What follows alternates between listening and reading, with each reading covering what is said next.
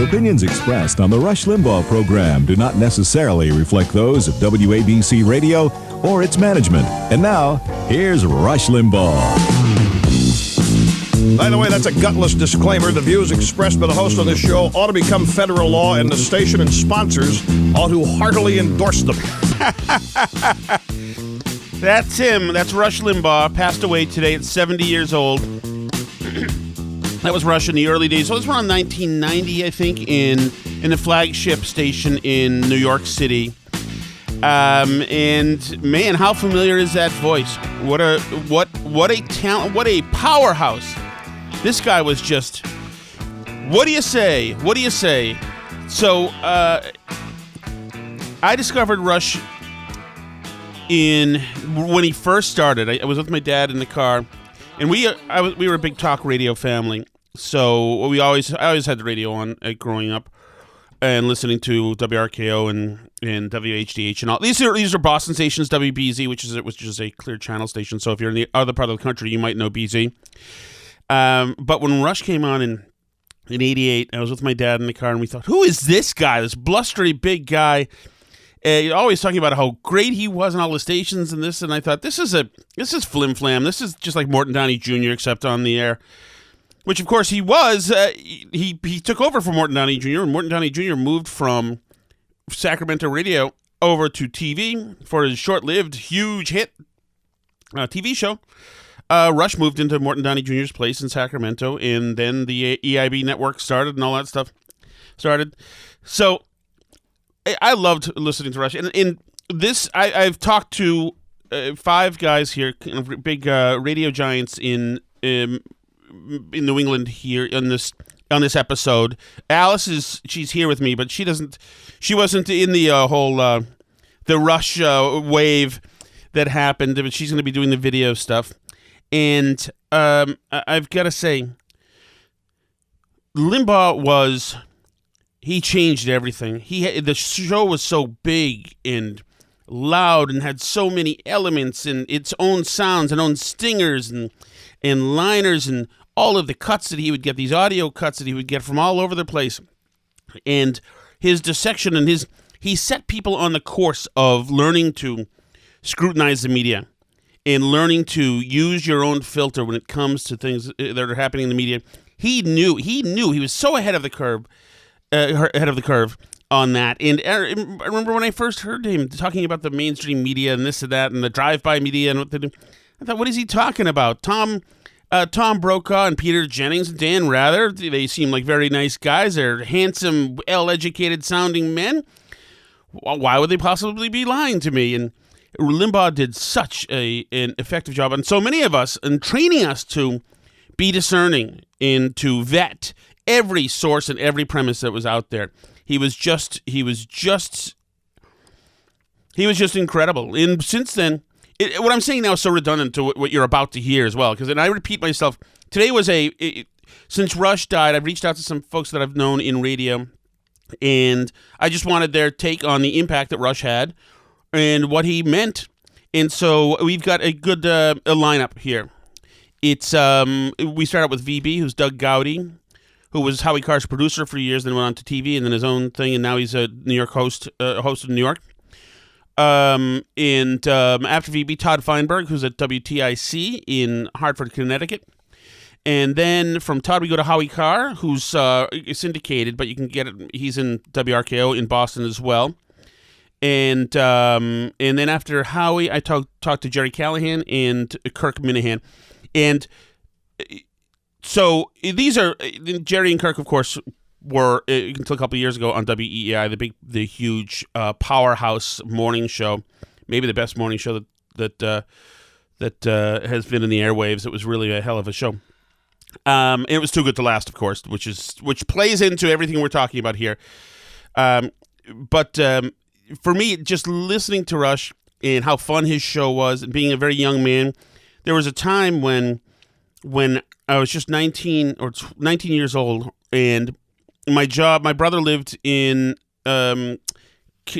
Tennessee, in Fort Campbell, in Tennessee. So I went to live with him. I was decided that I wanted to be a rock star or country music. I don't know what I wanted to be, but I wanted to be something that I was not prepared to work hard to be, so I just really just hung around. So we lived on right off of first. I lived on base in the barracks, and then his sergeant said that's ending right now because I was not indeed an enlisted member of the military. So he booted me, and we moved to a trailer in a trailer park in Kentucky down the street, Carter's mobile home lot, and we lived in a trailer there. And I got a job delivering pizzas and subs from a place called Fox's Pizzas in Clarksville, not Clarksville, Tennessee. Maybe it was Clarksville. No, Fort Campbell, whatever it is. Okay. So anyway, I would have Rush on in the car, and as Minihane mentions during this interview, I would get Rush in the morning live when he'd be on, and then there was a delayed broadcast, and I'd listen to him again during my job, my shift to deliver pizzas. And some of these pizzas and subs that I was delivering were way out in the bayou. Some of them were way out in the camp. You know, the fort itself is miles and miles big. So, and you can't drive when you're in Fort Campbell. When you're on post, you can't drive more than 10 miles per hour or whatever it is. And so I would just listen to Rush all day. And I was driving my brother's VW Bug. It was a fuchsia VW Bug. It was an odd thing to be driving, but it was so fun. And I just listened to Rush and deliver these pizzas, and I'd be thrilled. Sometimes they'd say, well, Tom, this next sub has to go to Hopkinton to a tobacco farm. And so the trip would be like 28 minutes or 45 minutes, and I'd be off-roading, and I'd have to use maps and dirt roads, and it was incredible. And I had Rush with me, so it was just great. And so he was such a good broadcaster. It was such a fun show, and he was such a great talent. And we had him for 70 years. It could be worse, could be better. He died of cancer, which sucks. It's affected your life. I know it's affected my life. It affects everybody's life. But this guy was, damn, he was incredible. Rush Limbaugh. So before we get to Howie, no, we're going to go to VB first. Before we get to VB, I just want to play something for you that I think you might is kind of neat. You know how I told you that that there's this footage of Rush on WABC from 1990 when his show was fairly new still. Well, this is just a little peek into Rush talking about. This tells you this is inside baseball radio stuff too. So the intro starts to play, but there's a camera set up in the studio from a C-SPAN camera that's filming him. So you get to hear in the intro, when Rush's mic is not on, what he says to his producer, Bo Snerdley. And he goes back with the IFB, which is the little intercom thing, to talk to him about stuff that they're going to do. And this happens in radio all the time. When you're hearing the intro show, sometimes producers and the host are really chatting last-minute housekeeping things before they jump on the air. So I just thought this was kind of cool. This is Rush Limbaugh, 1990, the show about to start, and you hear as the intro goes him communicating. What he communicates with Bo Snerdley is that in the last segment, which was the environmental update he used to do, environmental wackoism or whatever it was, he communicates to him that he forgot a couple things, and he wants Snerdley to remind him to get back to it. I'm Harley Carnes, WABC News, along with Rush Limbaugh. Two crucial elements of the animal rights update. But I don't think I should play the song again. It's too long. I'll just throw them in. But we are going to do another General Dinkins update. The Unity theme.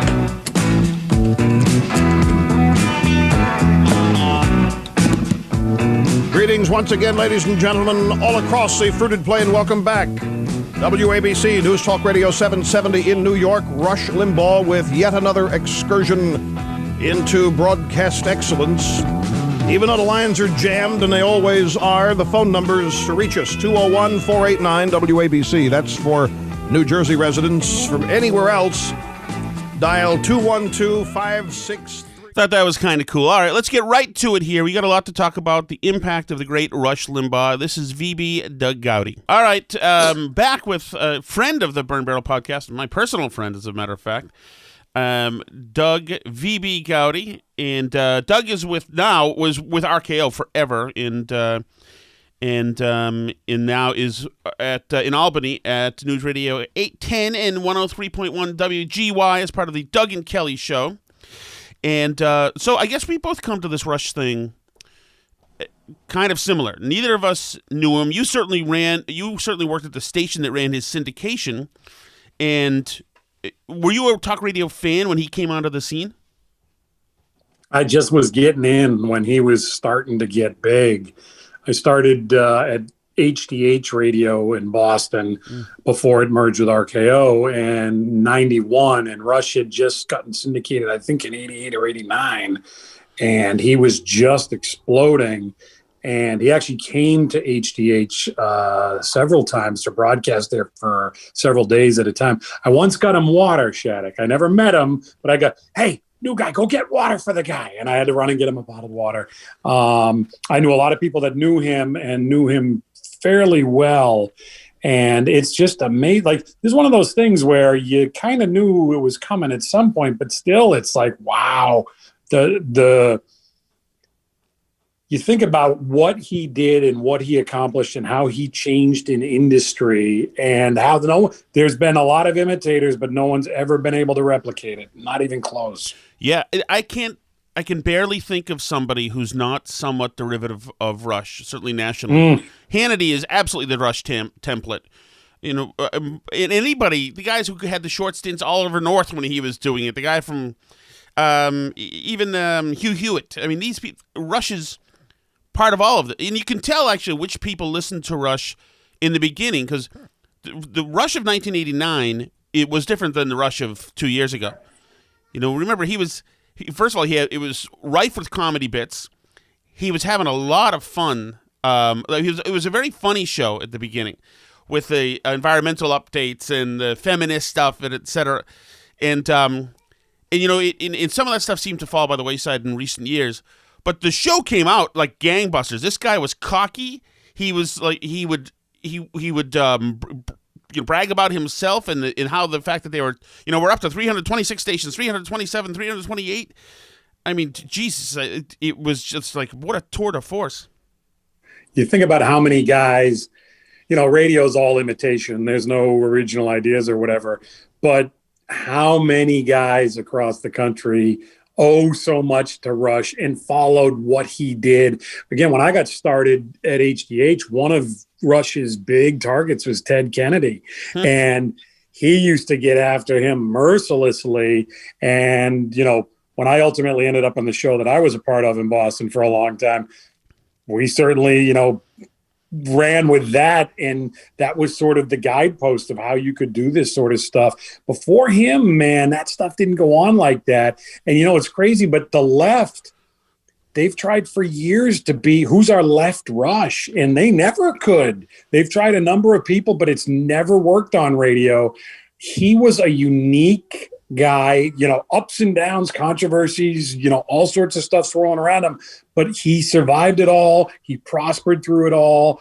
When you think about what radio was in 88 versus what radio is in 2021, how the hell could a guy not only survive that long, but just prosper and flourish? He did it, and it's just remarkable. Yeah, I'm glad you bring that up about him going after Ted Kennedy. Remember the bit song, you know, the philanderer?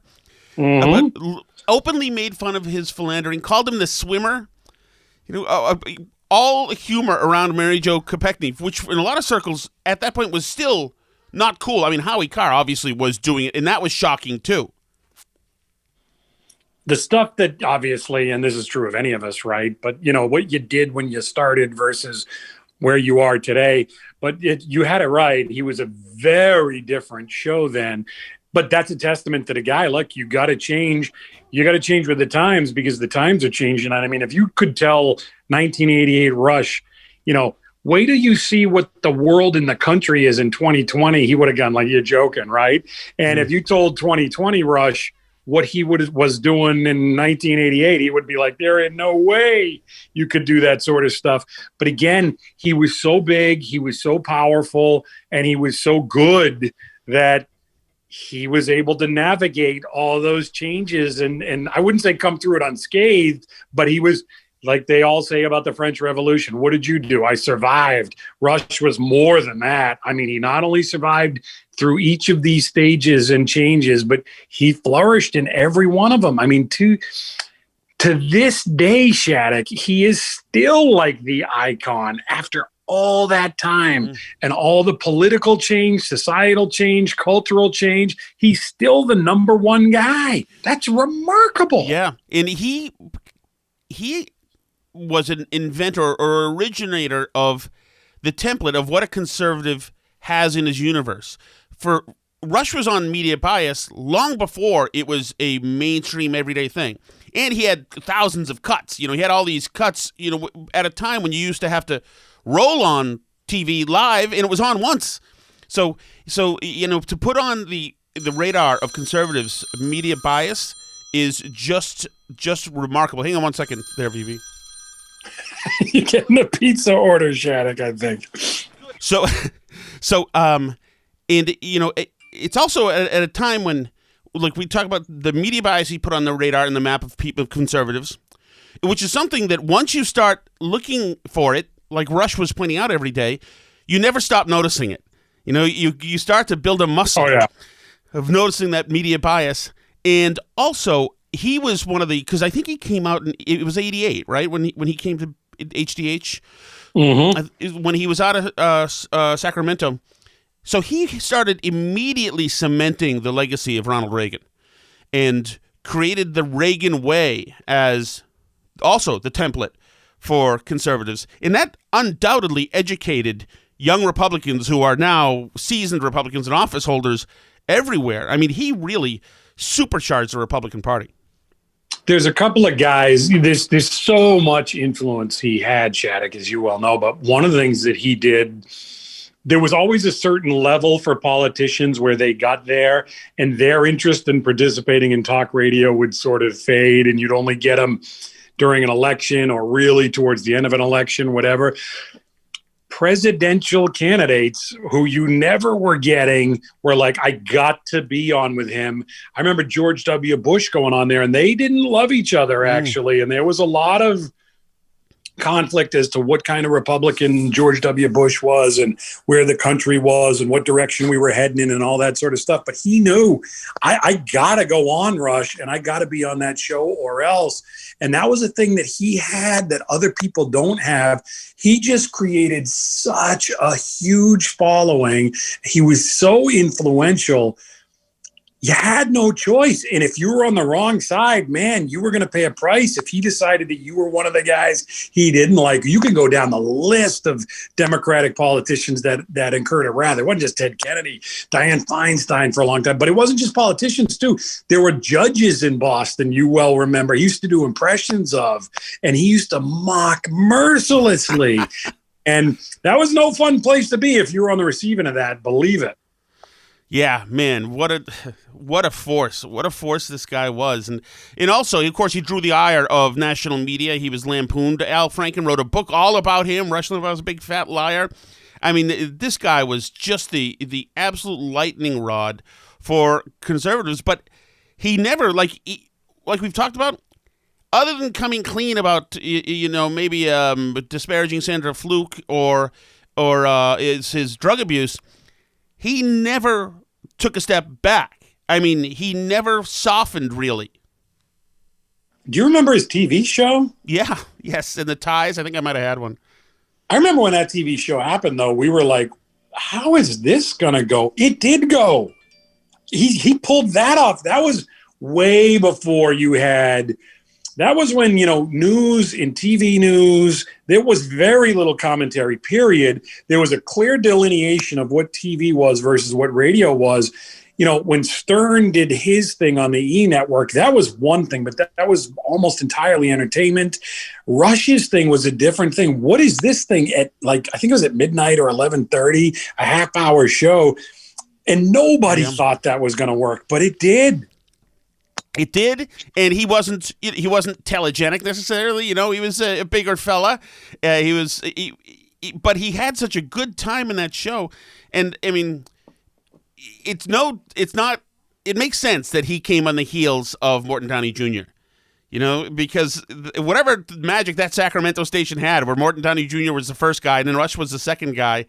I mean, and also, I think, Phoebe, that the days of the big personality, I think that's kind of over. Can you imagine him coming along today and trying to pitch what he was then and say, hey, this is going to be a huge thing and whatever? There is no way. There is no way. I don't know how it happened back then, but it did. I think what happened was, I don't know that everybody knew what it was, and they're like, who's this guy and whatever, but he just kept building it, and it just kept going, and people kept gravitating to it. And then the people that didn't like that or didn't want that to succeed, by the time they finally decided to take it seriously, it was all over. They were way late to the party, as is often the case with a lot of times when Rush would take on an issue. If you didn't get it right at the beginning, you could forget it, because he was going to dominate and he was going to win. Yeah, no, I mean, what a force. What a force. All right, VB, I appreciate it. I've dragged you out of your day. You're newly moved, a new transplant to New York State. I guess the temperature of the politics stays about the same when you go from Baker to Cuomo. But you can catch VB at 103.1 WGY and 810 News Radio 810. And WGY.iHeart.com as well. And he's on Twitter at VBTheWise. Thank you very much, my friend. Excelsior, Shattuck. That's the New York State motto, don't you know? Is it really? It's on the flag, yeah. Perfect. And, of course, thank you to VB. If you wanted to know what the Limbaugh update was going to be that we played before VB, this was the piece he had left out. Idaho Falls, Idaho. As you know, there's a major controversy out in the great Northwest over the spotted owl. And President Bush has issued a command, save the owl and save jobs. I don't believe the northern spotted owl is an endangered species, and that will be decided by the Interior Department, Fish and Game or something, on June 23rd. What are you frowning at it? You know, it's just a bunch of wacko leftist environmentalists who are continuing their assault on capitalist America by trying to do two things: put the timber business out of business and take away from people private property. So in that case, in WABC, Rush was actually talking to the newswoman who was sitting at the table with him. She was shaking her head at him, which I think he thoroughly enjoyed. Okay, I'm going to talk to Todd Feinburg here. Todd started radio in the 70s in FM, and then went over to AM in the 80s, and then got into the restaurant business, and then jumped back in I think in the early 2000s. So I screwed this interview. It's funny that we're talking about the master of broadcasting, who is Rush Limbaugh today. I screwed up so badly today in several ways, and you're going to hear them all. You probably heard some with Phoebe. I spent an entire 13-minute interview with Todd. I recorded one with him, and then after I recorded, I realized I had a setting on my board wrong, so only my voice came through. So he wasn't there. So I texted him and told him about that, and he offered to do it again, which is really low and pathetic of me to put the ask out there in a very subtle beg. But he did. He was nice enough to do that. So then when I interviewed him the second time, I didn't start recording until 28 seconds into his answer. So he's talking about Limbaugh in mid-sentence here. This is Todd Feinberg of WTIC. I'm not so into the insiderness of Washington that he was into, the analyzing every little movement behind the scenes that creates a piece of legislation or whatever. Sometimes, and so I would go months without listening to, like he's been on just before me. And sometimes I'll go months without listening, and other times I'll listen every day. And, it's like anything, you get in a mood. So I listen as a listener, and sometimes I'm excited to hear him and sometimes not. But certainly sobering, Tom Lehrer, do you know who Tom Lehrer is? Killing pigeons in the park. Yeah, so Tom Lehrer had this line about how little we've accomplished in life. And he said, Mozart, for example, when he was my age, had been dead for 10 years. And that's when Tom Lehrer was a young guy. And that's how I feel about Rush. Rush died at age 70. And I think, wow, he's been on top of the radio world for forever. Like, as long as there's been talk radio, Rush has been at the helm of it. So historically, it's a huge event. And I wonder what it means for, like, my radio station. What are they going to do with the noon to 3 slot? To have a powerful voice who's the best at what he does in the noon to 3 time slot. That's a pretty cool thing if you're a programmer. And if you need to prove that to yourself, just consider, what would you do with a noon to 3 slot when I'm assuming that any corporate radio station, I don't know this about WTIC, which is owned by Entercom, but I assumed I assume any of the big owners is saying, okay, we got two choices. Either we find someone who costs us virtually nothing who will do it for the as a local host just because they want the visibility, and they'll get enough repayment, or we'll get a syndicated host who will suck and won't bring in, a fraction of the audience. So from the point of view of radio and the point radio's at in its trajectory, it's a really particularly onerous business challenge, because he was this huge force who, like this explosive rocket ship what other radio talk host has gotten whatever that Medal of Freedom was that Donald Trump gave him? It's interesting, too, that you talk about noon to 3, which is Rush's slot. Is that peculiar that he was a midday host? I mean, wouldn't somebody have stuck him in morning drive and then to just rebroadcast the rest of it throughout the day? And I've heard him on tape delay in other markets, but you think that somebody that, why wouldn't they have put him on morning drive in New York City or PM drive somewhere? Well, it started out of a Sacramento radio station, right? So maybe they put him on noon to 3 in their market to test him out, and that would have been afternoon drive at the time, right? From the West Coast? Well, that would have been 9 to noon for them. No, aren't they 3 hours earlier than us? So if they're putting him on at noon their time. Right, that would have been 3 to 6 here. So you're right. That would have been. Maybe they started out that way. I don't recall. And maybe, I don't know how it worked at the beginning. But maybe that's why he did that slot, or maybe they just had this vision that he was so good that you wouldn't break into a radio station of any size if you were doing afternoon drive. Like that, he invented the syndication era, I think. So they might have said, where is the slot where we could get clearances at decent radio stations? Yeah, it's a great point. And probably local salespeople want to be able to sell locally with local talent, I assume, as well. So that's a bit X's and O's, but I like that stuff anyway. One other thing I noticed about Rush that I had never seen before him, it was a radio show so dependent and so full of great audio. I mean, the Rush had so many cuts during the day, and these really good cuts at a time when you couldn't just go to YouTube. You had to be rolling on stuff live. You had to have people who knew what to look for and roll on stuff live. So he had all sorts of great stuff before it was easily gettable. I mean, that blows me away. First of all, does that seem like something that was actually true to you as well? It must have been. In terms of the sound cuts? Yes. Yeah, I've always been mad at him that he had the ability I could picture him having a team of 200 interns just cutting up sound for him, which obviously he didn't do, but the idea to have a resourced radio show in that way, NPR puts some average intellectual bookworm on the radio, and they have 3 or 4 full-time producers who are planning segments and reading books to see if they're good enough for the host to read and all that stuff. But normal radio doesn't work that way without the government payment.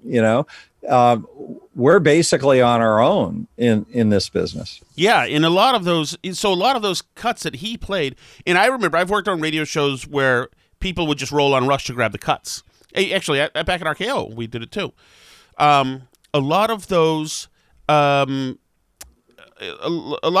that he played became iconic. So he had, "Can I get me a hunting license over here?"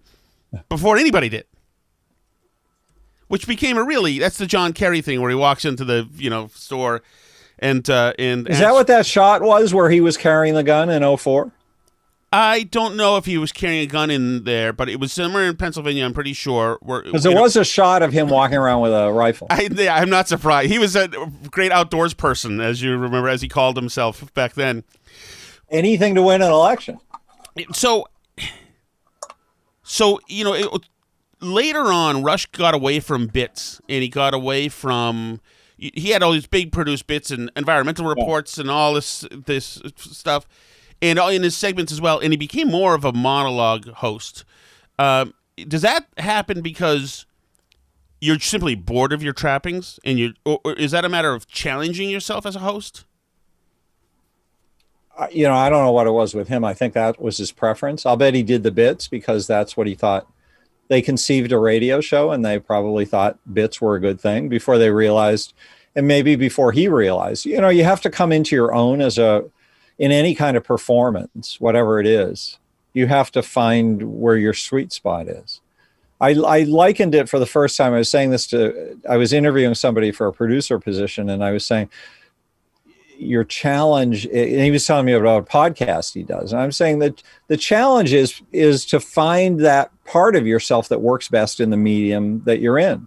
And it's like, you could be the greatest athlete in the world, but that doesn't mean you're going to be the greatest football player. You've got to find what's the job on a football team that you can do best that maximizes your potentials. And that's a different thing from just being a great athlete. Like, you've got to find the pieces of yourself that really work well in those jobs. A wide receiver is different from a running back, is different from a lineman. And some of them are physical attributes and some are intellectual predispositions and God's gifts, And Rush was just gifted for talking and weaving yarns.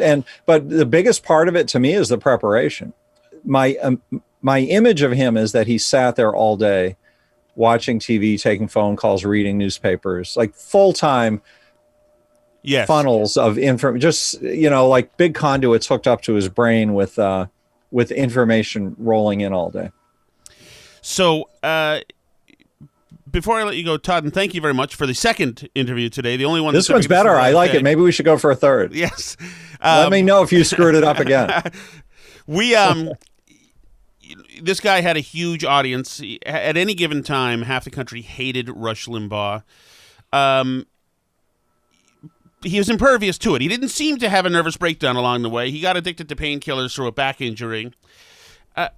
So talk about that. At any given time, you've got people who hate you, believe it or not, too, Todd, because you're saying things, and now you're saying things. You say things that are not popular to say, and in some places will get you fired in HR. It's simply for asserting logic now. Right.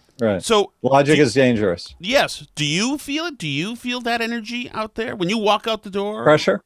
A pressure or this ominous cloud of hate? Do you acknowledge it? Do you is it something that's palpable to you, or do you not? Is it invisible to you? No. Hate is just the parallel universe to love. So some people hear I hate Barbra Streisand. I think she's repulsive. Her controlling, intensive need to be perfect, and how big she makes everything that comes out of her mouth. Now, somebody else loves that. It's nothing personal. If she invited me over to the house, I'm sure I would hate her in person, but it wouldn't matter. She's just a human being, and we all line up based on our own idiosyncrasies. And I feel like the same thing is true of ideology. I feel like if you took me and the average human, and we all, and I could make the average human have all of the same inputs that I'd had my whole life, that they would probably come to some conclusion fairly close to mine. But some of it is just genetic, and the identical inputs will bring opposite results. And that's just, if you state an opinion, I think you were starting to say this, if you actually assert an opinion, boy, Tom Brady is an amazing competitor, isn't he? And if you say that in a like you're riding on a Greyhound bus, like all these heads will turn around and look at you with scowls. Why are you talking like this? I mean, you just can't express opinions without pissing people off. Well, but some of these opinions now are considered violence. So what Todd on WTIC at 3:00 is speaking violence and causing violence, and so if real people actually believe that and feel like they can explain it, like somebody who's thought it through enough to have an argument for why it's violence, to say, I believe in the American system of government, or liberty is the only way to get from here to there, or Democrats are operating, they are the party of racism, and they operate an oppressive government when they have the chance. Those are, to me, obvious facts which I can justify, and I would just ask of them to be able to prove why I'm wrong. All right. Anything that we asked during the last interview that was good that we're missing? Can I comment on Howie? Because you're going to have Howie on? Yes, this is Howie on the phone right now, as a matter of fact. Oh. You want to talk to him? No, it's okay. I'm going to get it. I'm going to call him right back. Well, I think Howie's an interesting guy to have on, because Howie's gift for talk radio is, I think, that he's so viscerally the core audience. Like, Howie is the person who's listening to him. He's the guy in the UPS truck who's got him blasting so he can hear him while he's running the package up to the front of the building, whatever. You know, he's that visceral, essential conservative person, and the same way Gerry Callahan is.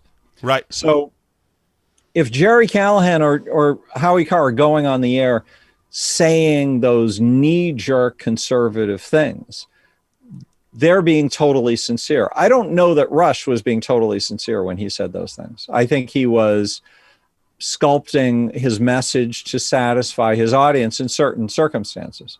And I just think that I had that flash of understanding about Howie, and I love that about Howie, that he totally owns what he says on the radio. And that I think that's why Howie's an iconic host. Todd Feinburg, you too are an iconic host. WTIC. Follow him at Todd Talk on Twitter. Thank you, my friend. See ya. Thank you, Tom. See you later. I appreciate it. I promise the next Feinberg interview you'll get the whole thing, and it will be clipped at the beginning. But thank you for sitting for that. If you're a Rush listener, you remember this. And we're in your face. They buy you dinner, open your door. Other than that, what are they good for, men? We're feminists, and we're in your face. Talking about men. We're fierce. We're feminists. They all want a girl, just like the girl that married dear old dad, and make me so mad, men. Talking about men. We're fierce. We're feminists. Well, you can't beat 'em up 'cause they're bigger. So this was obviously Rush's feminist update bumper music. And that was always hilarious as well. I mean, the way he could make fun and have fun with, and he had that edge of a little bit chauvinistic in a fun-loving way. But when he got a hold of the audio of very angry feminists, and or just news stories about them, it was very, very funny. Okay, let's get right to him. Howie Carr is actually the only guy in this podcast who knows Rush, who's actually I know he's talked to him on the air. I know he's interviewed him a couple of times, but Howie's actually run into him down in Florida as well, and we get to that in this interview right here. Okay, we are here with Howie Carr. He is a syndicated radio host. You can go to HowieCarrshow.com to watch him online. You can buy his books. Zip Connolly, by the way, the FBI, corrupt FBI fixer, was just released from prison, and Howie writes a great deal about him in his books. Howie, what a day. I know. I can't believe Zip Connolly was picked up by Francis Xavier Joyce, the former tin whistle player in Billy Bulger's band at Halitosis Hall. I mean, this stuff, I couldn't have imagined it. Incredible. So let's get to Rush. Rush came on the scene, Rush Limbaugh, in 1988 on HDH. And so at that time, were you still doing the rounds with Jerry Williams, or did you have your gig on HDH? No, I was just getting started with Jerry Williams as a member of the Governors. The Governors started a few months later. They were broadcasting the tape delays of Rush Limbaugh on the weekends, on Saturday afternoons. And I remember listening to it, hearing all this stuff, and thinking, wow, this is amazing. I mean, sometimes I would listen to Imus in the morning, but this guy put Imus to shame. The use of sound, and the parodies, the Paul Shanklin songs. I mean, just everything he did was just amazing, and I'd never heard it before. And I grew up listening to Jerry Williams, and he was a pioneer in his own way, but Rush took it to a whole nother level, and it was. I've listened to him ever since. Actually, a couple of years later, really. You talk about those parodies, but there were two people were hammering Teddy Kennedy on the radio. One was in Boston, you, and one Rush was vicious too. The Shanklin stuff with the Philanderer. Remember that song? Yeah. Yeah, I was just writing about that for my column tomorrow. He had a great one for Mike Dukakis during the presidential campaign. Nowhere Man. How perfect. And for Barney Frank, after they had the hot bottom scandal, he came up with My Boy Lollipop. I mean, that's just three immortal nicknames from Massachusetts, one state, you know? He was really something, and you know, and again, he was a member of an honorary member of the freshman class of the Republican U.S. House of Representatives in 1995 because he had so much to do with them winning control of the U.S. House of Representatives for the first time in 40 years. 40 years. Yeah, he just had all kinds of power. I still remember he loved playing a cut of Bill Clinton. He was on Air Force One heading down to Missouri or something, and he was on KMOX, which was the big blowtorch out of St. Louis, which you know was Rush's, like, his home station basically from where Rush was from. And Clinton was going, you know, I'm up against this here guy, Rush Limbaugh. He got 3 hours a day, and all I got's a couple of minutes on the national news. And it was just, I mean, he was saying Rush Limbaugh had a bigger bully pulpit than the president of the United States. That's incredible. It's incredible. You might remember that in '92, when Clinton was running, a caller called Rush whose voice just sounded a little bit like Clinton, and Rush had him record lines for him. You remember he did? Remember I Loathe the Military? That was a caller, but he sounded like Clinton, and he just used him. Right. I know. I mean, he just, and you know, the thing is, people forget it too. His TV show was pretty damn good too. Yeah. I mean, he would do the same thing with those video clips that he would do with the audio clips every night, and just knock them out. And it was a great show, but I guess he was getting boycotted, I think was what the problem was. Well, Howie, remember the ponytail guy? That's one of the guys that he focused in on in the TV show. The guy who said during the debate, aren't we all symbolically your children, to Bill Clinton? Right, and then that's and then that's when George Bush began looking at his wristwatch, as any sane person would have at that point. You know, like, when is this ever going to be over? So yeah, go ahead, Tony. Go ahead. I remember when Rush had the drug problem, he was arrested and all that stuff. I remember listening to you, and you thought it was curtains at that point, and so did I. They couldn't get past that. But you know, this guy who has survived boycotts, actually. He just, I can't believe, you know, he went out, you know, he shed his mortal coil, you know, before he was ever canceled.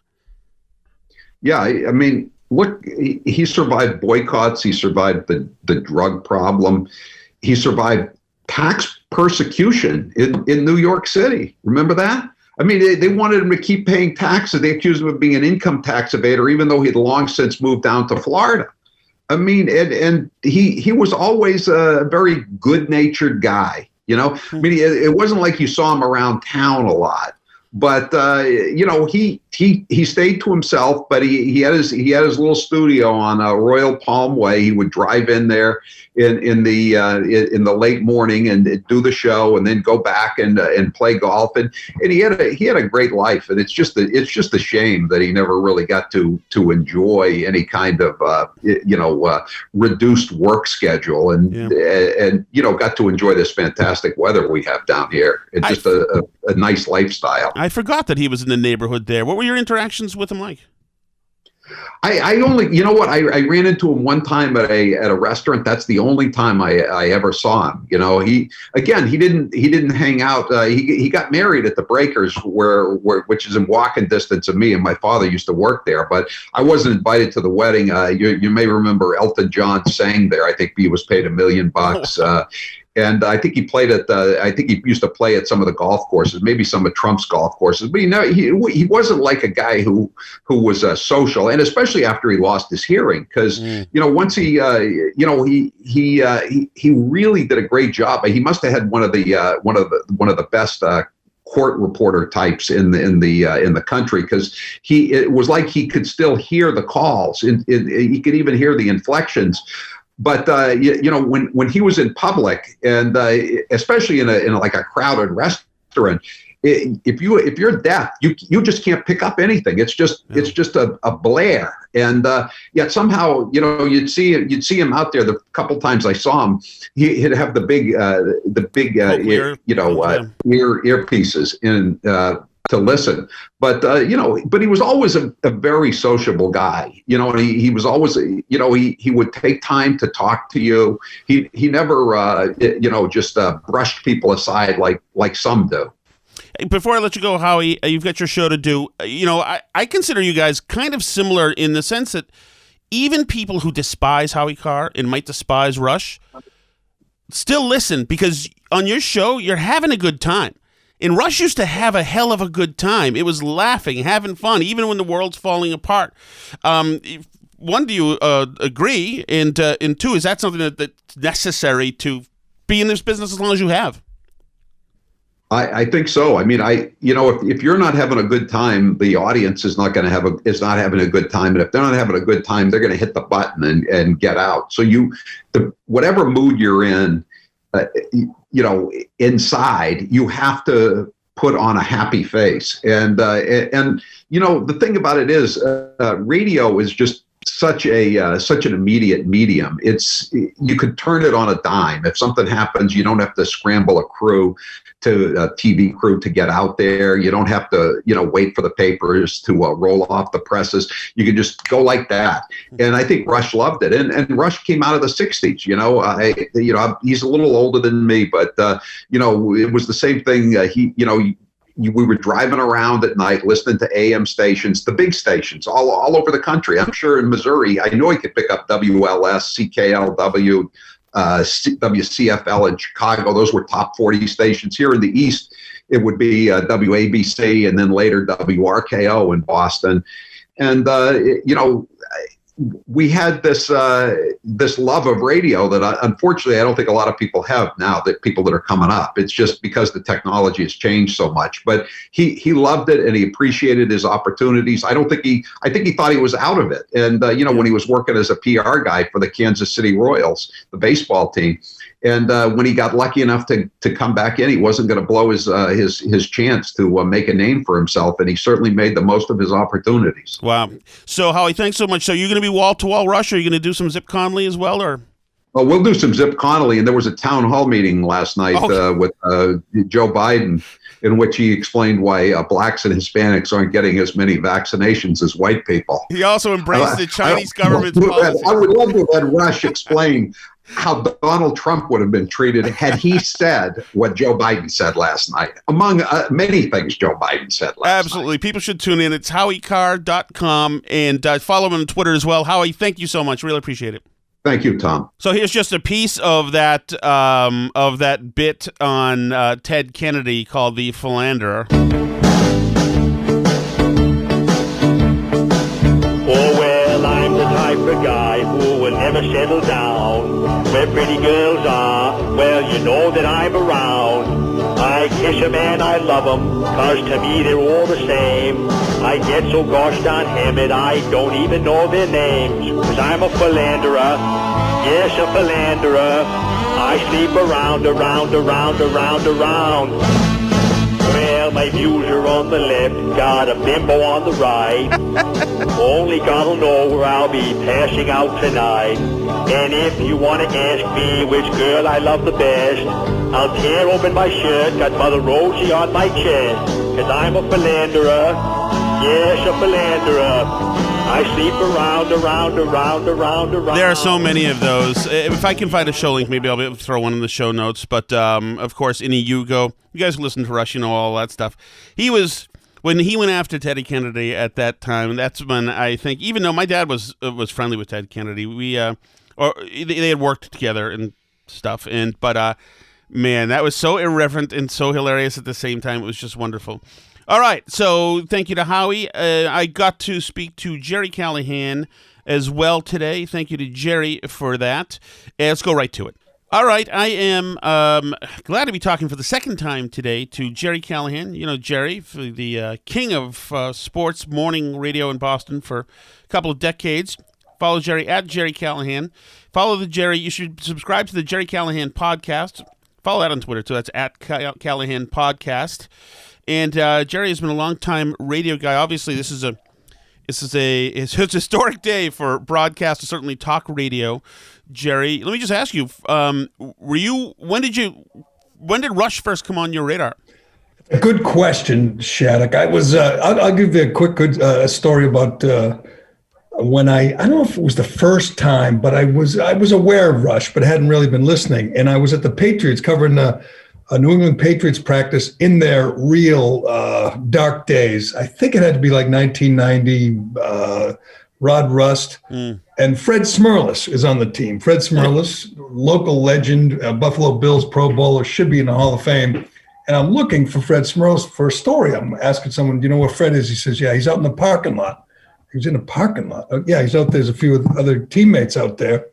So I go in the parking lot in Foxborough, the old Foxborough Stadium, a dump, if ever there were one. And they're all sitting like on the back of the truck and leaning on the truck and just hanging out. And they have Rush Limbaugh cranking on the radio. And I'm like, wow, and I meet Fred, start talking to him, and he's a raving right-wing lunatic like me. And we became friends ever since. But they were literally gathered around the radio, laughing and listening and just enjoying Rush Limbaugh on AM radio. A bunch, I forget how many, there had to be, 5 or 6 guys. You know, after practice and they were hanging out. I don't remember if there were cold malt beverages, but there may have been. And they were just enjoying listening to Rush. Yeah, isn't that interesting that Rush was, especially in the very early days, was an event? Remember they had Rush rooms around the country? Rush rooms. I subscribed to the Limbaugh letter for years, Shattuck. I mean, oh wow. I only recently, when I had too many subscriptions to too many magazines and I was just not getting everything, I think I stopped. It was an excellent read. He wrote a long essay in his lead. He did an interview, but the best part was a page every month called Stupid Quotes. That was just the name of it, Stupid Quotes.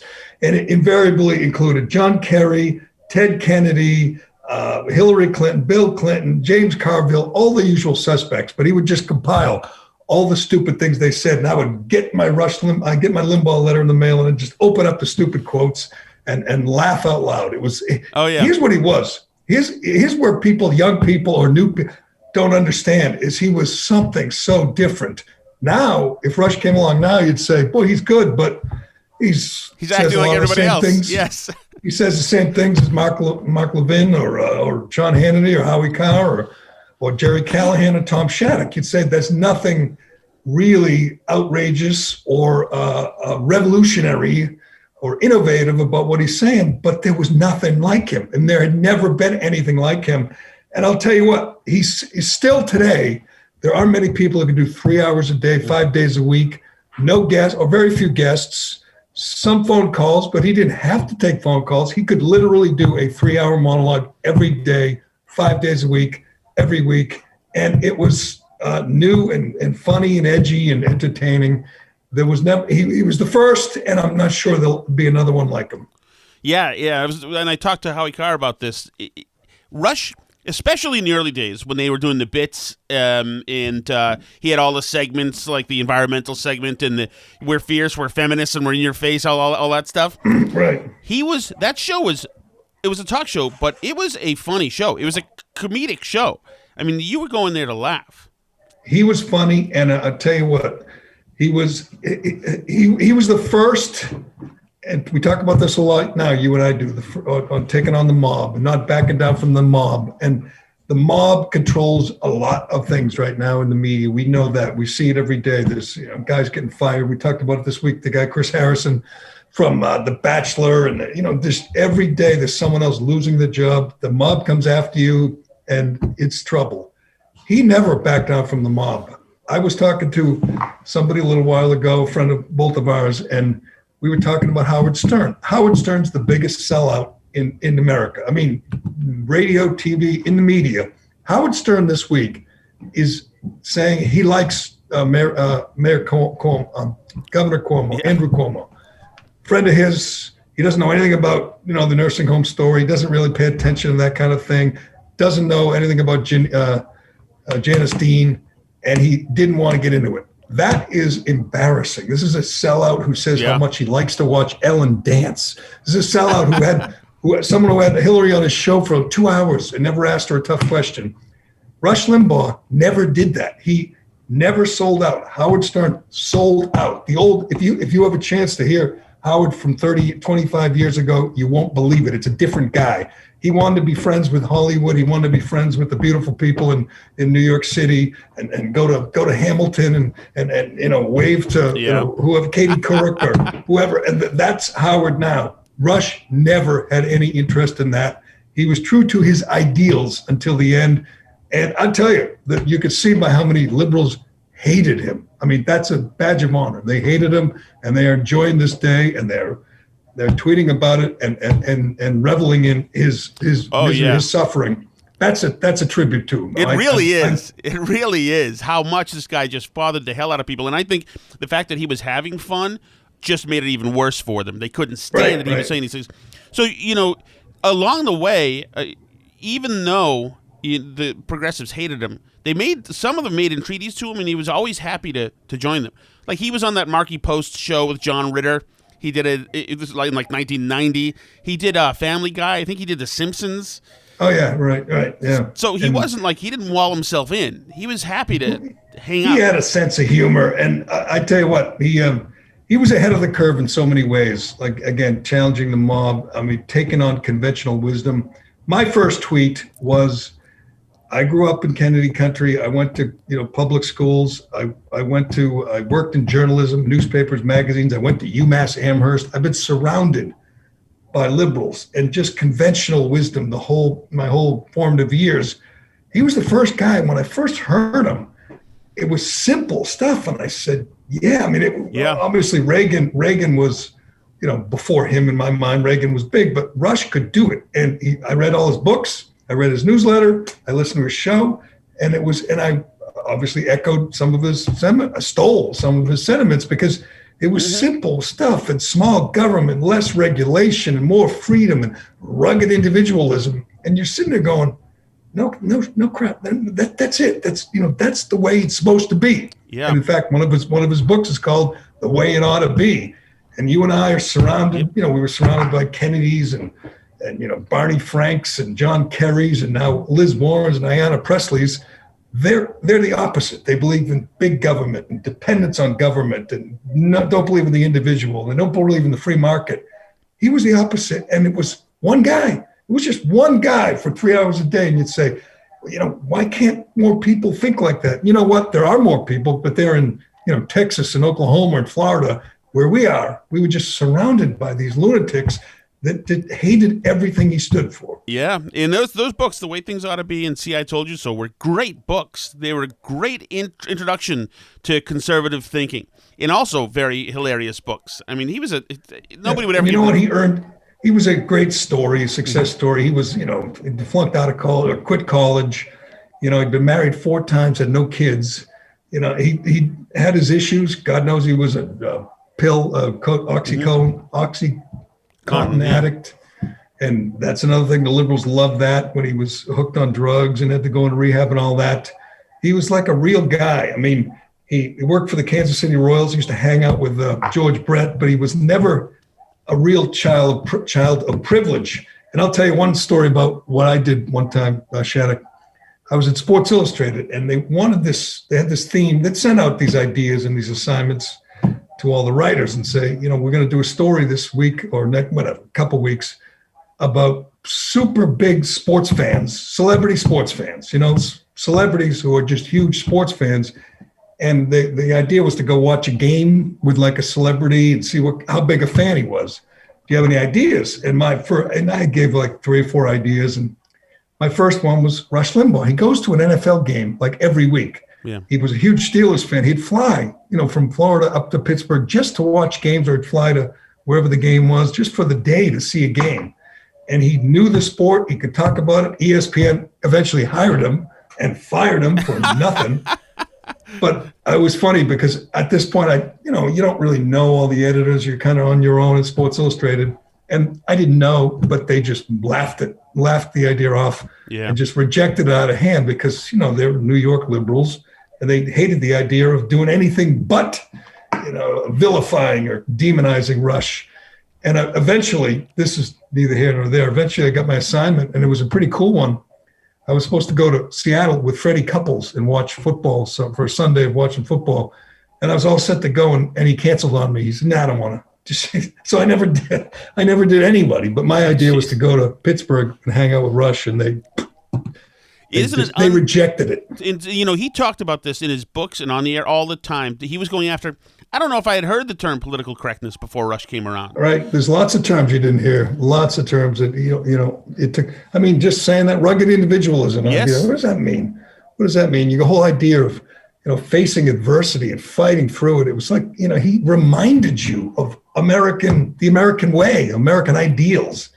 And again, when you and I are surrounded by these lunatics that thought the government was answer to everything and big government and handouts and, welfare and just more, public everything, public education, and nothing was up to the individual. It was eye-opening. You just went, wow.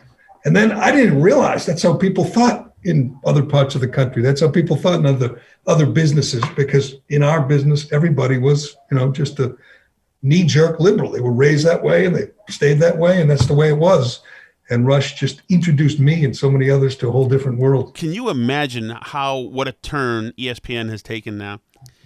And I was thinking about putting it on, see what they would do with it. But I mean, sure, they'll just do a straight news thing. But I'm telling you, I fought this fight for years. They brought him on. I understood why they brought him on. He brings in a huge audience. He was smart. He knew football. He really did. He loved it. He played it, but he loved it, and he watched games. He would talk about them on Monday and exactly break them down. It wasn't just some casual fan. So they bring him on with Chris Berman and Tom Jackson. He sits over on the side and he does his thing. And what he said was 100% right. There was nothing offensive. It was one of these things, again, ahead of his time. Now you hear stories like, Chris Harrison or whatever, and you say, what did he do wrong? They just fired a guy for nothing. Well, or Mike Milbury or these people, these guys who lose their jobs for doing nothing because someone interpreted it as racist. He said the media is invested in Donovan McNabb. They really want him to succeed because he's black and they want a black quarterback to succeed. That was 100% true.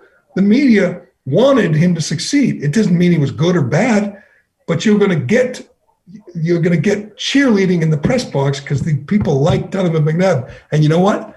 I was one of them. I went and did a story on McNabb when he was coming out of college, and he was a top draft pick for the Eagles, and he got booed. And I went and hung out with him and walked around Philadelphia, and he was a great guy. And he called me up and said, can I bring a date? And I said, sure. We went to lunch for cheesesteak. It was one of those Philly stories. He brought his mother, and his mother was great. And we walked around, people were cool. And I thought the guy was great, and I was rooting hard for him. And in a way, I'm not sure I was all that objective. I wanted McNabb to succeed. I wanted him to be a star. He ended up being pretty damn good. Yeah. But Rush stated the obvious. And these lunatics said, that's racist. And I go, wait a second, that's the opposite of racist. He said they're all hoping he succeeds. They're looking at him and saying, they're supporting him and rooting for him and hoping he succeeds. That doesn't mean that's not racist. But whatever, they fired him for it. My favorite story from that was Tom Jackson, the other guy, the former linebacker. Yep. I know you're a big fan. Yeah. So Rush would fly up to Connecticut to do the show on the weekend in a private jet. And he would pick up Tom Jackson. I don't know if he did it every week, but Tom Jackson lived in Cincinnati, I believe. He'd pick him up and fly him up. So Tom Jackson obviously, appreciated that and liked Rush. As soon as Rush got in trouble, what did Tom Jackson do? Bailed on him, said, oh, no, we got to get rid of him. Yeah. Just turned like a rat on Rush. I mean, the guy gives you a ride on his private jet. I would think he'd engender a little loyalty, but no, didn't happen. Yeah, that sucks. I mean, the people were so quick to turn their backs. The time you took me on your jet, I'll never forget it. It was wonderful. And I knew that you wouldn't stab me in the back, Gerry, when I got in hot water that time. But I remember being in the station that carried, even one of the stations that carried Rush, and after the Sandra Fluke thing, the personalities changed. The salespeople who had done quite well, in or around him. Obviously, that he was syndicated, so not as well as the local shows, but yeah, people are ready to drop you like a fly. But back to one of the things that Rush said that was unbelievable. I couldn't believe. It makes sense that he took over for Morton Downey Jr.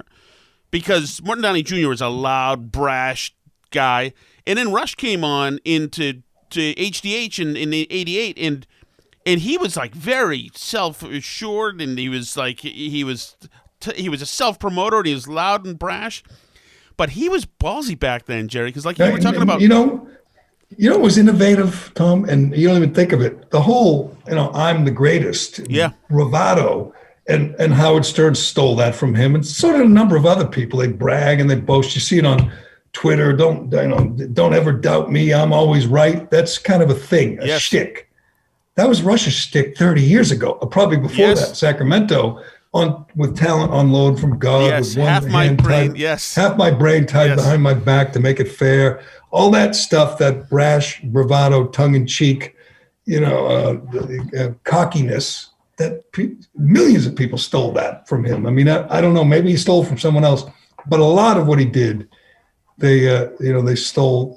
Was I mean, hell, I'm sure I stole things from him. You just listened to him, and you couldn't help but steal some of the shtick. Yeah, but so like you said, growing up in Massachusetts, you grow up to love the Kennedys. You're told you have to love the Kennedys. Half the people I grew up with had those pictures of JFK in their house with the silhouette of JFK in the house, or a little bust of JFK. Like, the Kennedys were absolutely royal. And here comes this guy from out of town, Rush Limbaugh, calling him the swimmer, Teddy the swimmer, and having bits about Chappaquiddick, making fun of him. It was like blasphemy. It was so shocking at that time, because this is like right around the time when Howie was about to be on the air slamming the Kennedys. But man, the cojones this guy had were freaking incredible. It was, and I mean, you could judge him on his enemies. Like I said, a guy like Howard Stern, he sold out to his enemies. Rush never did. It was just one big middle finger every day to his enemies. And I'll say this: one of the great things Donald J. Trump did in his 4 years in office was giving the Medal of what is the medal? Medal of Freedom? Medal of Freedom. Freedom, yeah. Medal of Freedom to Rush at the State of the Union, because it was 100% applauded by Trump supporters. I mean, that was in most days, that was the beauty of Trump, is he knew who his supporters were and who his enemies were, and he rarely got that mixed up. He knew who was on his side. And in this case, I mean, if you offered that chance to George Bush or Mitt Romney, they would say, no, that'll upset some people on the left. He once made fun of Chelsea Clinton, or he once made fun of Ted Kennedy. We can't honor him in front of the whole country, in front of the whole Congress. And Trump, to his credit, said, screw that. I'm honoring him. And we loved it. Nancy Pelosi hated it. Liz Warren hated it. And the people who mattered, the people who supported Trump, who put him in office, loved it. It was a great idea. I'm not sure it was his idea. I've heard Rush tell the whole story. He got a call it was 2 days before that, said, can you come up? 2-3 days. And he was going through, I think he was in treatment when he got the phone call, in chemo. And he said, you coming up? And they said, I don't think I can. I'm in treatment. And Trump said, I'll call the doctor. I'll call the head of the hospital. We're going to get you up here. And Trump wouldn't take no for an answer. And it's a good thing, too, because that was a great event. Yeah, it was a hell of an event. Probably the last great crowning achievement for Trump, actually, was last year around that time. Before I let you go, Gerry, just the X's and O's of another thing that Rush did for radio and talk radio, and something that affected your world in terrestrial radio, is the amount of audio he had, all of the sound he had, at a time when you used to have to roll on stuff live. You'd have to have some guy watching TV and roll on everything, was absolutely incredible. Like, he came out with all those great cuts before a lot of other people. Like the I'm looking. Can I get me a hunting license here? Like, Rush had that one. That was obscure. He had so much stuff. It certainly made producers' lives miserable probably after that. But I mean, that must be something. Did you use his show for your own show prep? Absolutely. I'll tell you what he did. There was I guarantee you, there still are program directors and general managers who think you can't do a show with just one guy and a producer, maybe an engineer. You got to have, we fought for years. You got to have weather, you got to have traffic, you got to have someone, bringing you the news. And we'd go, no, it's not how it's going to. We literally got in a fight with one general manager. This wasn't that long ago. This was 9 years ago. Yeah. The guy's saying we had to give the time and we had to give the weather at breaks, whatever breaks or coming out of breaks. And we were going, no. And we literally screaming at each other going, we won that fight. But, and we said, no. Who said this? Every person in their car has like 6 different places they could see the time, on the radio. Jerry, who's the PD? This cannot be a Jason Wolf idea. He wouldn't have done that. No, it was the general manager who turned out to be a good general manager. This was early on, but we had our fights, and he turned out to be a fighter on our side, Phil Zachary. He was a good general manager, and we missed him. Believe me, when he was gone, he did not roll over for anyone. He was always up for a fight, and that's what we needed. After he was gone, we didn't have it, and then we ended up being gone. But yes, what I think, like most of the really good podcasts and shows are just a guy, the real successful ones like Ben Shapiro and Dan Bongino. They're just a guy with a producer, maybe not even a producer, just ranting, playing cuts from the news of the day. Here's a cut from whatever from Biden last night, and they'll go on and give you that. And it's not a lot. It's not a whole ensemble. It's not Weather Girl over here and this guy giving his horoscopes. And that was Rush. And I guarantee you, there were a million fights along the way for Rush with program directors and general managers saying, oh, no, you got to have a weather guy. What about the traffic? And he just said, no, I'm not doing it. Or you got to give the other side. And he would take calls if someone wanted to come on and challenge him. But he didn't feel the need. We need balance here. People will be upset. Right. Or sometimes, I don't, these program directors actually make me it makes me upset to think about it. I want a new topic for every segment or freaking. Right. Oh, awful. And, and that's why the people who get it could make it, I think, in radio, and Rush is one of those guys, can make a show out of a matchbook if you need to. Because it's about the entertaining. Because you guys, you and Minihane and you and Dino were a sports show, but it was really an entertainment show. Like even Eddie Andelman was a sports show, but Eddie it was about entertainment. The Car Talk guys, who I think were good, it wasn't about cars. It's just about being good entertainers. And absolutely, Rush knew that he had to be an entertainer. Right. I mean, and he didn't listen to those fools, He went with his instincts. And I think he had great instincts. I'll tell you other thing he was ahead of the curve on, Chaddock, is like 25 years ago, he moved to Florida, got a big house and a studio, and no more taxes, no more living in New York City. And now everyone's doing it. That's not a brilliant idea. He got out of New York 25 years ago. All right, Jerry, I appreciate it here. This is obviously this is a watershed day, I guess it is. I mean, he did live to be 70, and the cancer sucks. Obviously, we can all agree on that. But yeah, that's the end of an era. Gerry Callahan, you can follow him on Twitter at Gerry Callahan. You can follow him at follow the Gerry Callahan podcast. Subscribe, leave a nice review. And check me out on the Callahan podcast. I made 2 appearances this week, Jerry. I like that. They were spectacular too. Don't listen to me or you, and then listen to the other one today. You got plenty of time, and this is good. We wrapped up today before Rush died, but we had plenty to work with, and I'll get into this again tomorrow because I don't think you can overstate the impact Rush had on everybody in the business. Totally agree. All right, Jerry, thanks so much. All right, Shattuck. I'll talk to you. See you later. Wilmington, Delaware, and Chris, you're next on WABC. Hi. You said Wilmington, Delaware. I should have restated this is Wilmington, North Carolina. Okay, timeout. Mr. Snerdley, I have warned you about this I don't know how many times. I don't want to sit here and look like a fool. There's plenty of room up there to type NC next to Wilmington. Many Wilmingtons, and Delaware's closer. By the way, ditto and a half from the land of the long leaf pine. Thank you. Thanks very much. Yeah, you heard a lot of that during the Rush Limbaugh show. Thank you to Gerry Callahan. Just a long time. So I used to, like I said, Jerry's Actually, Rush's show is so full of good audio that I've worked for people. And Jay Severin used to listen to it all the time. Jay, who passed away last year. And it wasn't uncommon. Jay Howie used to listen to it too, and they'd ask for the audio from it. We used to roll on Rush because the audio was so good and strip the audio from him. Okay, last interview about this, and you will notice, in case you thought my stammering, meandering style of interviewing was unstable enough on its own, at the last half of this interview with this chat, I guess, this talk with Kirk Minihane, I veer into nowhere land as I ask him about Winchester, Massachusetts, just because we're both from there, and I've been wanting to talk to him about some stuff about that. But you know what? It's all in celebration of Conversations Talk Radio and the great Rush Limbaugh. I'm thrilled to speak to Kirk Minihane, who's one of the good guys in show business. The Kirk Minihane Show podcast is fantastic. It's a fantastic show. He's just a fearless host, and I think the show cannot be explained. Unfortunately, Kirk. No, yeah, impossible. No, you had no chance, Tommy. There's zero chance. But we have a good time. We talk about something. It's not different. Oh, the show.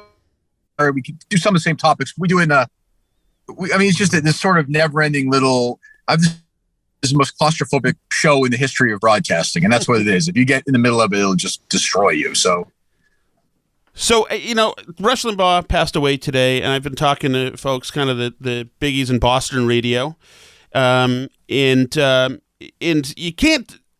I mean, the guy. Almost everybody, probably not you, but almost everybody who's in political talk radio is derivative of this guy in some way. I mean, is he not the most influential guy who's ever been into talk radio? Yeah, I mean, I don't know where Stern fits in that conversation, but so I was talking to Gerry earlier today, and I bet you Gerry stole this. I said to Gerry, Rush is the anti-Howard Stern. He never changed. Did Gerry steal my line and taking this interview with you or no? That's incredible. I would say he did, right? He did. He did. Just say he did. He did. He did. Don't make me testify, Kirk. But that seems that sounds very familiar. To he's just the most. He's the anti-Howard Stern. He never changed. But yeah, I mean, look, I'm different than I know you talk to Howie, Gerry, the bad parts of Rush are part of the discussion too. Mm-hmm. The Michael J. Fox thing was not good. The Georgetown girl, Sandra Fluke, not good. Not good. Right. But that being said, like, that's a life of 40 years when you take chances.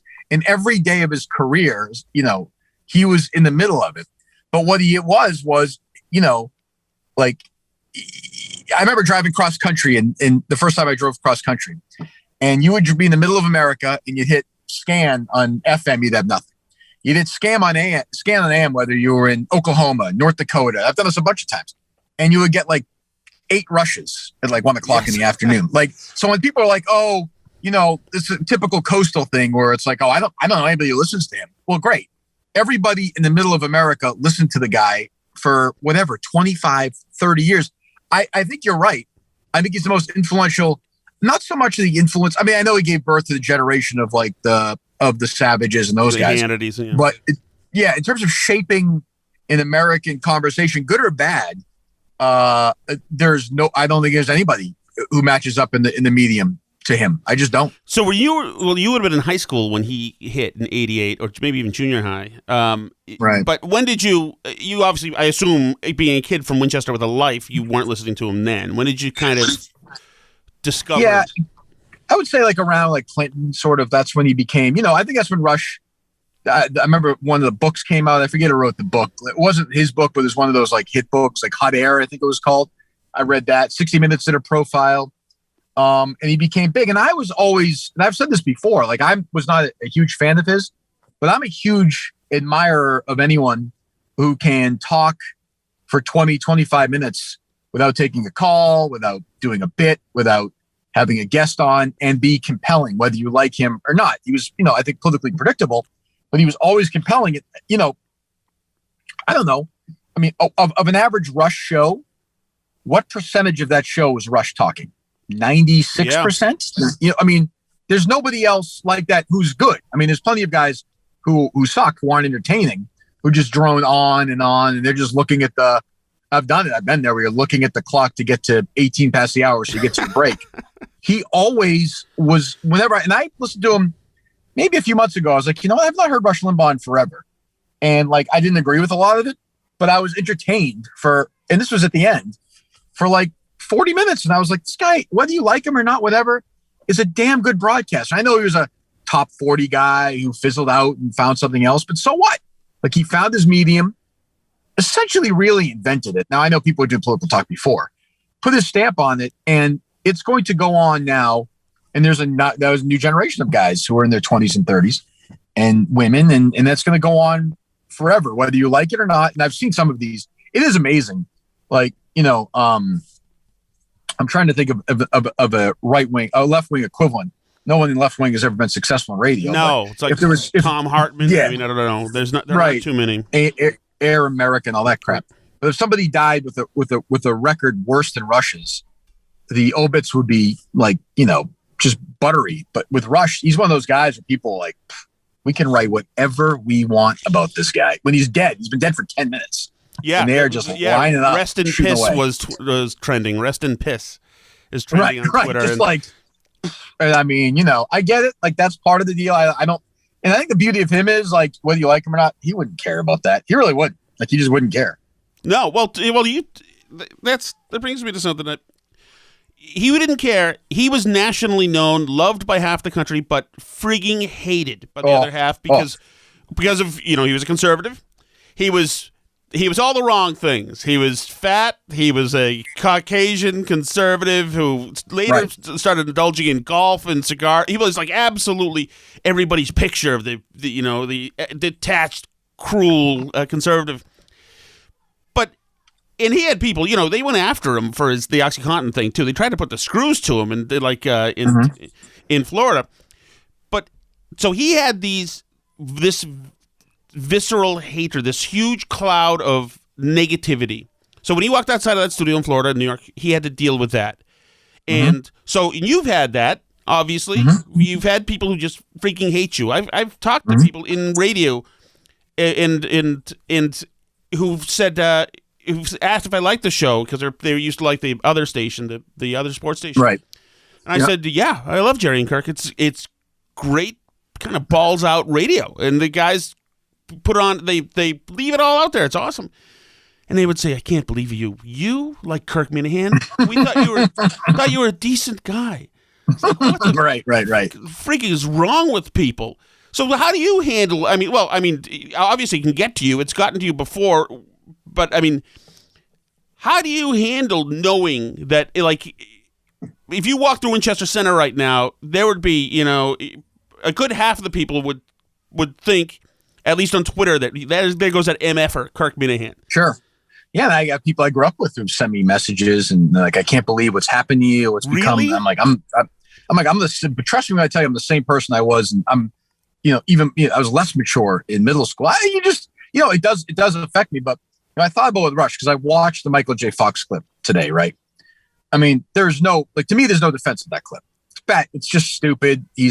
That being said, I watched it and I thought, well, I don't agree with it, but I completely understand how you get in a situation when you say something like that. I just get it. Like, you do it for 4 hours every day. You're trying to say stuff. You see that. Maybe you think one thing and you expand into something else and it blows up. So I do get it. But like I think that I would guess if you could have sat down with Rush Limbaugh and had a real conversation with him, I don't know how much attention he paid to it, but certainly with Gerry and with me, like, the train is moving so, no pun intended in my case, the train is moving so fast that, like, the difference between when we started being attacked by an activist at the end of 2017 and today, it's 500 times worse today, 1,000 times worse today. So, I mean, if Rush Limbaugh, that's the other thing I think that's interesting, is there would have been no Rush Limbaugh if Rush Limbaugh was 28 years old today.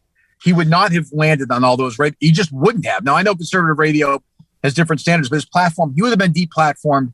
You never had got a chance, Tom, to get so big that they couldn't really deplatform him. They would have killed him. Because right now, like, they smell blood right now. I mean, when you start digging through the weeds and you start picking on Chris Harrison, then now we're just killing people just for fun. So I mean, and after the Sandra Fluke thing, I mean, Rush took a real hit with advertisers. I mean, I think he got a lot of them back, but he would have never. Same with Stern. The Stern I loved growing up, would have lasted 15 minutes on the radio today before they got rid of him. Oh my God! Certain words that begin with N, among others. I mean, that is for sure. Not only all the is time that on the show. Fired, but everybody in that building would have to go into retraining, re-education. Yep. That would be well. And we've talked about this before. And I'll ask you. And Rush did the same thing.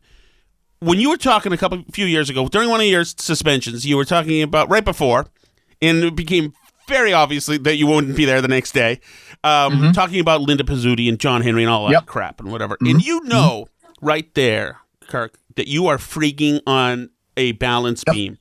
That you know that people in the next office, if they're not in the control room by now, are looking at you and saying, hey, MF, don't you dare. You know that the salespeople are going to the PD and the GM and saying, you better take your guy and tell him to calm the freak down. These are our clients here. These are our business partners here. I mean, and then you skate on that. Like, how do you keep it together to not relent, to not like say, okay, I'm going to pull away from Pizzuti and John Henry for a little bit here, just out of, why do you make the choice to do the entertaining but self-destructive thing? Yeah, I mean, for me, like in those days when I would get in a moment like that, and I called Linda Pizzuti and John Henry, I think, pandering pukes from the top of their head to the bottom of their feet. And I stand by that. But like I was so angry at the time that I knew while I was, like you said, and when we were, and Gerry will tell you, like we had like a glass, they'd change it. There was like almost like a glass walls in front of us. So the salespeople would bring like clients and they'd watch us. We were like at the circus, they'd watch us do stuff. And I remember in the middle of that rant, and Gerry was gone. He was on vacation. And like, you could see like bodies just flying by and like papers were flying. And I was like, you knew, and I knew it was a great rant, but I also knew, I was absolutely screwed. But sometimes you get so in that moment and you get so angry that there's for me, and still, I'm lucky I have a job now where I can just do it. But like, there was no governor in my head that said I should stop here. I should keep going, because telling the truth to me, if it meant getting suspended for 2 weeks or losing my job, was more important than just keeping my job and collecting a check every 2 weeks. There are people, by the way, who have the opposite view. And I've learned to understand that there are people like that. Not everybody's going to be like me. Not everybody's going to be like, one of those people. But I could never do that. And I do think Limbaugh was the same way, though I would have liked more Rush, like occasionally maybe thinking different than the rest of the Republican Party on stuff. You know what I mean? And that was a close enough examiner, and that may be I may be wrong, and maybe somebody has 50 examples that they do great, but I just kind of always thought I knew where Rush was going to be on something, and that's not my favorite thing. You know what I mean? That is a good point. He was a Reagan Republican, RNC Republican, so the only time I think he really diverted was embracing Trump when some of the stalwarts didn't want that. But other than that, yes, he was selling the elephant Republicans. And that is a little tough to handle. All right, Kirk, thank you very much for your time here. Sure. I appreciate that. You're not allowed to tell me where you are. This has been an ongoing thing in the podcast. Kirk Minihane Show. You are somewhere in the country, somewhere south of Massachusetts. Sure. I will say where I am right now, the town that I'm in right now certainly voted for former President Trump. Well, I don't know. I mean, I know Gerry still thinks Trump won the election and Biden's an actor, right? He thinks that it's like WandaVision, where he's okay. No, I am trying my best. It's called The Case. It'll be out in April, maybe May. It's Barstool's first true crime series. It's going to be, we think, 8 episodes. And I'm just digging in. I was talking to you before we taped this, and like, I like doing my show. We do it 3 days a week now, but I wanted to do something else. Like, I want to keep trying to do different stuff and see if I can do it. If it's a failure, it's a failure. Like, I've learned to be okay with that. Like years ago, I would drive myself nuts if it didn't work. But now if it doesn't work and it's an interesting miss, it's an interesting miss. Hey, one thing before I let you go, Kirk, because Sure. I think Winchester's an odd town. I really do. I think it was an outlier town. I think Winchester created a lot of interesting people. And I can't afford Winchester, but I would also never move there. I wouldn't want my kids growing up in that environment. How do you feel about Winchester? Do you I mean, obviously. So we both grew up there. I graduated in 93. You graduated 91. what year? 91. Okay. It's changed. I think everything's different now, Tom, because, I have a 14-year-old. I'm in Lexington, the next town over, which is just as nuts. Yeah. But I just don't, the day after the Capitol stuff. So that'd be what, January 7th? Is that right? The day after? Oh, the 7th. You're right. So was that a Friday or I forget whatever day it was. So the instruction was maybe a Thursday, whatever it was. The next school day, my daughter Kate was home that week. Home on weekend school next week. I went downstairs just to peek in for a second before she yelled at me, and her civics teacher, this man about my age, was literally weeping about what happened. Like he was weeping, weeping about what. And I'm sitting here thinking, if I showed you my property taxes, you would vomit, and I'm paying for this. So I don't know. I just think everything's different now. But I know if this had happened in 1991, when we were both in that school, we wouldn't be. It would just be different. Winchester's look. It's a good place to raise kids. I do think, and I know people in Lexington and people in Winchester. People are fleeing these towns and moving to different states and Florida, Maine. Montana, I know somebody, North Carolina. My brother moved to South Carolina, where people are like, I just can't. And it's not even that they disagree with them politically, although mostly they do. It's just that there's no room for a debate at all anymore. It's gone. And I'll be honest with you, I don't want to sit there and have somebody lecture my kid for 8 hours a day about this. I just don't. And that's what we have now. And that's what Winchester, with that idiot Principal Mahoney, who I hate, who brought Shirley Leonian to speak to the school. But that's what they want now. If you look at these teachers, Facebook accounts and social media accounts, I just want to go to D'Agostino's, have a sandwich, and walk around downtown, go to the bookstore, Whitehead, and watch Whitehead Pantry. You know what? I want to get some bread, and I just want to feed the ducks. So me and my dad feed the ducks again. That's all. I mean, is that so much to ask, Tom? Can you bring my dad back to life and have him feed ducks so we can? Is that too much? Is your family at Wildwood? No, they're out of the state in Vermont. Okay, because I saw Shattuck near mine the other day. I didn't know if it was. There are some. I was going to text you that. Not one of mine. No. But you're right. No, I just found a picture of me in Ginfield playing baseball. Oh yeah, take absolutely. me back to that freaking the Piggy's Pizza or whatever at Ginfield in that little hot. Right. But we're getting old, Tom. We're getting old. Once you start doing that, once you start doing and you know what, the next generation will be like, oh, it's endless. But it's wild now, and it's scary, and I hate, there's parts of, and people I grew up with from Winchester live in Winchester now are like, we're gone. We've lost the town. Yeah. The town is run amok. So you won't be watching any Winchester football team games, I assume, in the near future, Kirk. Those days are over. Well, yes, the what are they going to be? The Winchester. What do you think they'll be? I don't think they should be anything. They should be called the Winchester football team, so they can feel freaking embarrassed forever. It's so funny. How about like RBG? And they put Ruth Bader Ginsburg face at like the 50-yard line, and they do it that way. That seems like a fair tribute. So I moved up here to Pentucket, which is up near Newburyport, and they just changed those sachems as well. So they've lost that too. So everything's good. The schools are closed, of course, but the name has changed, so we're all good. All right, but everything once they did it, everything was solved, right? Yes, everything was. You're good. That's to me, it's important to focus on the real important stuff like that. Jesus Christ. All right, unbelievable. But it all does tie back into Limbaugh. I appreciate it, Kirk Minihane, and check out his podcast. It's a great podcast. It should be a must subscribe. Leave reviews and all that stuff. And he's doing something clandestine down somewhere in the United States right now. Somewhere in the USA, yeah. I appreciate it, man. Thanks so much. All right. And can you defend Bruce with Gerry with me next time, please, for God's sakes? The man's been through enough. Oh, Springsteen? I don't want to get into this with you because I fear your wrath on the subject. The man has been through enough. I mean, really. Just please give him a break. That's all I ask. Will do. All right, Tom. Thank you. Right. Thank you so much, everybody. Thank you so much. I really appreciate your company in this and joining me tonight. R.I.P. Rush Limbaugh. Man, what a legend you were. And God, you brought a lot of joy to a lot of people for a lot of years. And we really, really appreciate that. Thanks to Kirk. Thanks to Gerry. Thanks to Howie. Thanks to Todd. Thanks to VB. Here tonight is a special man, beloved by millions of Americans, who just received a stage 4 advanced cancer diagnosis. This is not good news, but what is good news is that he is the greatest fighter and winner that you will ever meet. Rush Limbaugh, thank you for your decades of tireless devotion to our country.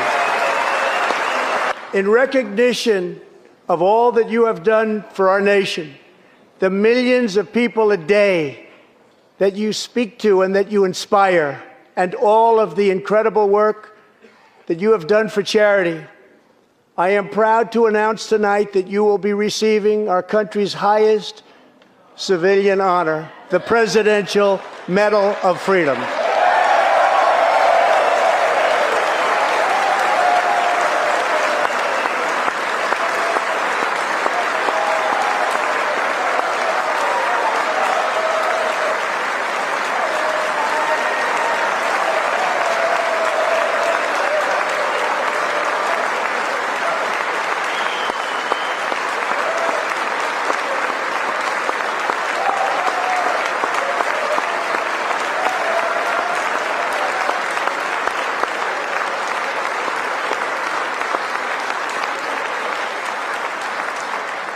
I will now ask the First Lady of the United States to present you with the honor, please.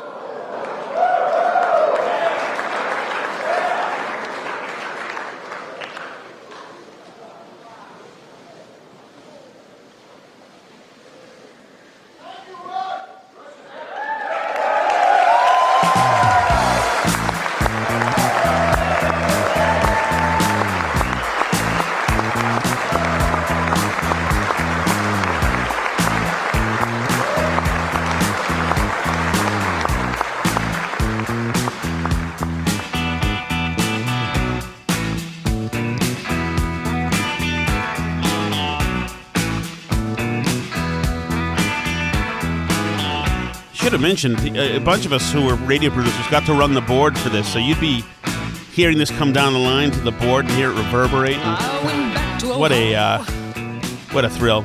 Thank you, Rush.